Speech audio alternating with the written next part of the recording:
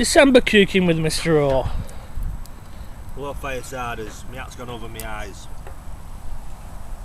You Should can't beat eating food out in the wild. On a brand new fireplace I hasten to add, built lovingly by Mr. H after our phantom nonce has smashed our old fireplace, but like the Beatles' Rubber Soul, we have bounced back, and we're still here, we're still doing it. And what they fail to grasp is that we are Fireside Thoughts, not a pile of bricks. Indeed. So the best thing is to come after us with an hammer and smash our heads in. Then it might be a different story, but they don't do that, do they? Because bricks don't take back.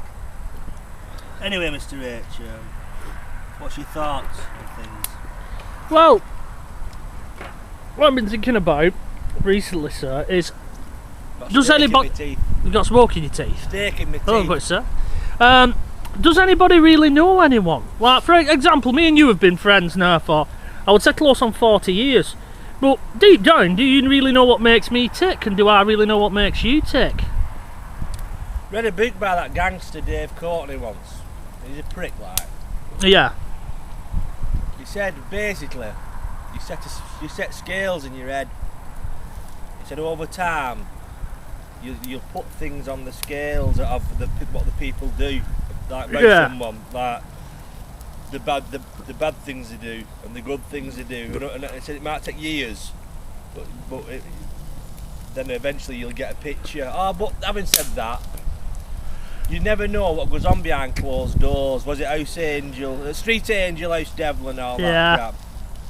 My father was known as a charming fella around the town, and he's grown and knocked 7 shades of shit out my mother, and it goes on all the time, that, you know.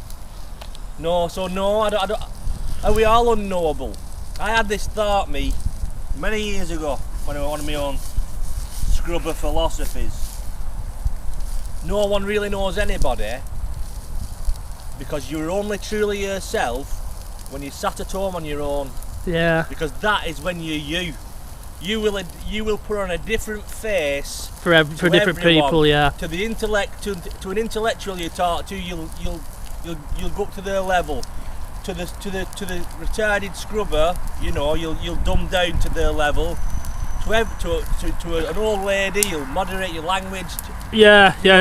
So basically, you're changing this thing all the time. Different faces. And, really, be truthful, are you actually a noble, deep philosophical question? Do you actually know yourself? Do we know ourselves? Yeah.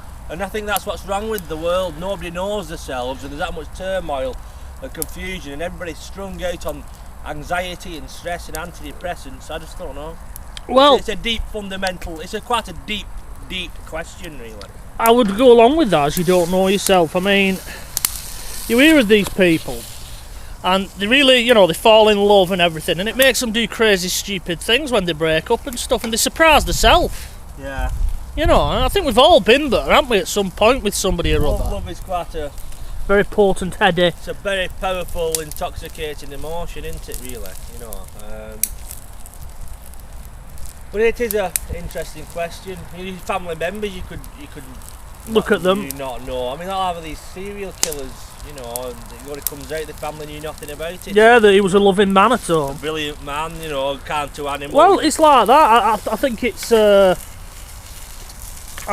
Heinrich Himmler's daughter is still alive. She's in her 80s now, or you know, I think she's still alive, and she will not accept anything against her father, because all she saw was a loving man. Yeah, bringing a toy. You know, and she turns around and says, I went on those tours around those concentration camps, and they were nothing like. No. You know, the Allies tried to say at the end of the war it were Allied propaganda. Well, granted, they weren't going to throw her a gas chamber, were they? But there you go. You see, I think Reinhard Heydrich's kids were the same. They thought a lot of their father. Really, you know, I suppose anybody does, don't they? You know, it's your own flesh and blood, and I suppose if you accept that your father or your mother's bad, then you must be inherently bad as well. I think you asked me a question years ago when we was kids, and you said, who is the real you? Ah, I remember this one, remember yeah. that? I do indeed. What is the real you? Yeah. Why do we do things? Why are we Why are we motivated? I remember two people, Mike Dutton it was, if you're watching, Mike Hello, years ago, used to have Music 90. I remember that place too, yeah. And him and Ian Unsworth, who used to work there, were talking. And one said, I don't believe in fate. And Mike says, I do. And it's to prove it. He said, stab me now. And his point would being, because what I'm trying to articulate it, when we do things, we're driven to do things. Yeah. You know, why did I write a book? Why did I do stand-up? I don't know. Why do you do what you do? You know what I mean? Why do you go walking with your dogs? And why do we do what we do? You know what I mean? Yeah. Why don't we do what other people kind of do? You know what I mean? I think we're unnoble. Mm. We're unnoble, really. I don't know. It's a very profound question for a Thursday afternoon. I certainly don't think we're going to get an answer just yet, do you? No, not at all. But it's an interesting one to discuss, really. You know. Well, those sausages are looking mighty fine though, slowly they will cooking. do, will do. Slow cooking, you don't want leathery old sausages. I can't do you? cook it. I can't. It's sounding like going back to fucking shit conversations. I can't cook. I don't cook for myself at all. I only cook here. Yeah. You know, you can't beat me out in the wilds, for want of a better word. And we're actually the first ones to do this kind of thing, aren't we? Cooking outside and that type of stuff.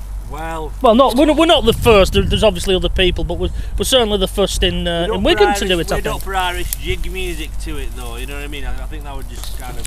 It might make it taste better. I don't know. We never want to lose our credibility. You No, know. so no. Our fireplace can be smashed, but our spirit cannot. Yes, I think. Did you know that during the Second World War, sir, that the Londoners painted on the roofs of the houses, you can break our windows, but you can't break our hearts. Yeah, so the bomber crews could see it. Yeah. Unfortunately, because it was in English and they were German, they probably couldn't see it. That, really, a bit of a missed opportunity there, isn't it? Really. Well, Yeah. There you go. Anyway, so it's clocking on for 7.5 minutes. This we do ramble on, don't we, guys and girls? Anyway, so. And we're still none the wiser who we are, or what we are. Indeed, sir. Unknowable.